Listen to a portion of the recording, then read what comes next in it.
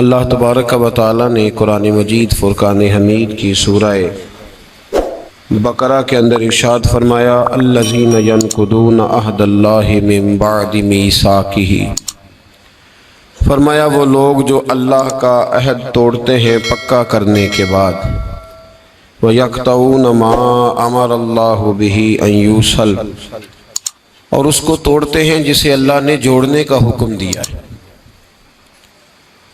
ان رشتوں کو توڑ دیتے ہیں جن رشتوں کو اللہ نے جوڑنے کا حکم دیا۔ فرمایا وَيُفْسِدُونَ فِي الْأَرْضِ، یہ لوگ زمین میں فساد برپا کرتے ہیں۔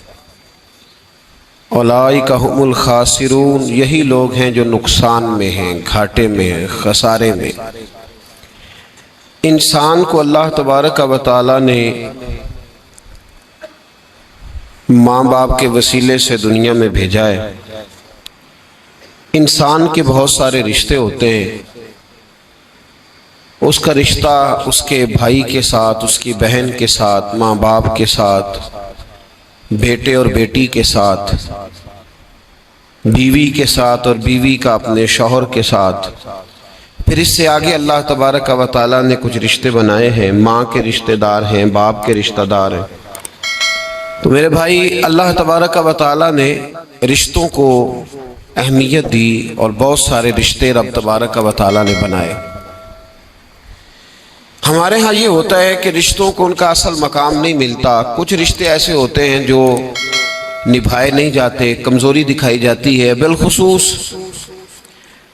جن لوگوں پر ضروری ہوتا ہے ان رشتوں کا نبھانا، وہ ان رشتوں میں سستی کرتے ہیں، کمزوری دکھاتے ہیں۔ اس میں کوئی شک نہیں کہ میاں بیوی کا رشتہ بڑا مستحکم رشتہ ہے۔ قرآن مجید نے کہا ہن لباس لکم وانتم لباس لہن، تم ان کے لباس ہو، وہ تمہارا لباس ہے۔ مرد عورت کا لباس ہے، عورت مرد کا لباس ہے۔ اس میں کوئی شک نہیں کہ یہ بڑا مضبوط رشتہ ہے۔ اس رشتے کی بڑی خصوصیات ہے۔ نبی پاک صلی اللہ تعالی علیہ وآلہ وسلم نے اس کی بڑی عظمت بیان کی، لیکن اس پہلو پر ضرور غور کیا جائے، اس پر ضرور توجہ کی جائے کہ نبی پاک صلی اللہ علیہ وسلم نے ہر رشتے کو اس کے اصل مقام پر رکھا ہے۔ ہر رشتے کو، میاں بیوی دیکھیں نا، ایک عورت سارا کچھ چھوڑ چھاڑ کے، اپنے ماں باپ بہن بھائی چھوڑ کے بظاہر پردیش میں آ کے بیٹھتی ہے خامن کی خاطر، اس کا بڑا حق ہے۔ اور نبی پاک علیہ السلام نے فرمایا تم میں سے بہتر وہ ہے جو اپنے گھر والوں کے لیے بہتر ہے۔ خیرکم خیرکم لأہلہ وانا خیرکم لأہلی، فرمایا تم میں سے بہتر وہ ہے جو اپنے گھر والوں کے لیے بہتر ہے، اور میں تم سب سے بڑھ کر اپنے گھر والوں کے لیے بہتر ہوں۔ اس میں شک نہیں، اس عورت کے حقوق ہیں۔ نبی پاک علیہ السلام نے اس کی وضاحت فرمائی، لیکن حضور نے رشتوں کا تعین کر کے بتایا۔ رشتوں کا مستدرک کے اندر حدیث ہے، رسول کریم صلی اللہ تعالی علیہ وآلہ وسلم کی پیاری زوجہ حضرت عائشہ صدیقہ رضی اللہ تعالی عنہ فرماتی ہیں، نبی پاک کی بارگاہ میں عرض کیا گیا یا رسول اللہ صلی اللہ تعالی علیہ وسلم ذرا ارشاد فرمائیے گا عورت پر سب سے زیادہ حق کس کا ہے؟ حضور ذرا بتلائیے گا عورت پر سب سے زیادہ حق کس کا ہے؟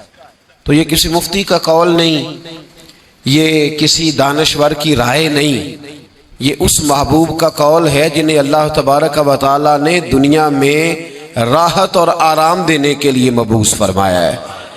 یا رسول اللہ صلی اللہ علیہ وسلم عورت پر سب سے زیادہ حق کس کا ہے؟ تو حضور نے فرمایا اس کے خامن کا۔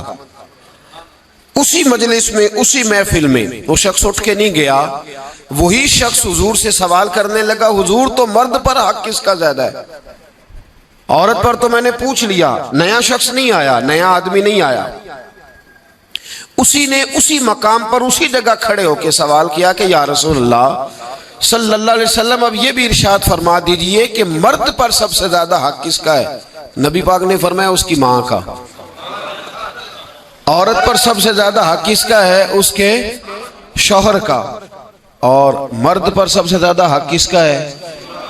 اس کی ماں کا۔ یہ حقوق کی تعین ہے جو نبی پاک صلی اللہ علیہ وسلم نے کر کے دیا۔ یہ حقوق کی وہ والی وضاحت ہے اور یہ ہر آدمی کا وہ والا مقام ہے جو میرے محبوب علیہ الصلوۃ والسلام نے اپنی امت کو خود بتایا ہے کہ یہ اس کی جگہ ہے اور یہ اس کی جگہ ہے۔ اب یہاں ایک بات اور قابل غور ہے، مرد کے عورت پر بھی حقوق ہیں، عورت کے مرد پر حقوق ہیں۔ نبی پاک صلی اللہ علیہ وسلم کی خدمت میں ایک عورت حاضر ہوئی، اس نے عرض کی یا رسول اللہ صلی اللہ علیہ وسلم مجھے بتائیے گا مرد کے کیا حقوق ہیں، اگر میں ادا کر سکتی ہوں تو شادی کروں، حضور ذرا بتلائیے گا۔ تو یہ حدیثیں ہم نے بیٹیوں کو رٹانی ہے، یہ حدیثیں ہم نے بہنوں کو یاد کرانی ہے۔ میرے نبی پاک علیہ الصلوۃ والسلام سے پوچھا، امام حاکم نے لکھا ہے کتاب البر کے اندر، اس کو ابن جوزی علیہ الرحمٰن نے نقل کیا ہے، یا رسول اللہ صلی اللہ علیہ وسلم مجھے بتائیے گا خاوند کے حقوق کیا ہیں؟